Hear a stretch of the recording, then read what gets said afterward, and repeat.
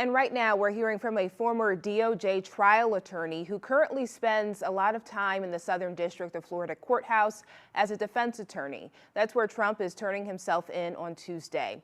Our Steve King joins us live outside Mar-a-Lago with what that expert says people can expect on Tuesday and moving forward in this case. Steve? Jade, well, Richard Serafini says on Tuesday Trump will likely not be fingerprinted or have his mugshot taken, and that after his initial appearance in court, unlike many other federal cases, former President Trump will probably have his arraignment right then as opposed to a couple days later.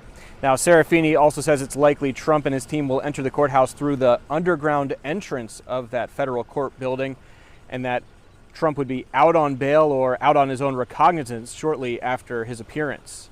Serafini also says based on the charges, if there was a conviction resulting in jail time, it would likely be far less than the maximum sentencing guidelines. He also thinks it could easily be a year or two before any possible trial begins. Serafini also says more than likely the general public will at no point be able to actually read the documents seized from Mar-a-Lago. The court will, the jurors will.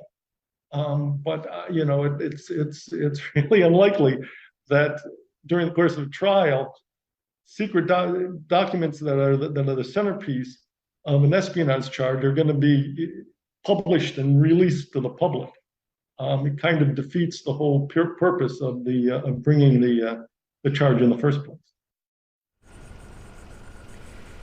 Now, I also spoke with a constitutional expert this weekend. He says that even if Trump were to be convicted of all of these federal charges, he would still be able to run for president and serve as president if he were to be elected in 2024. Reporting live on Palm Beach, Steve King, WPBF 25 News.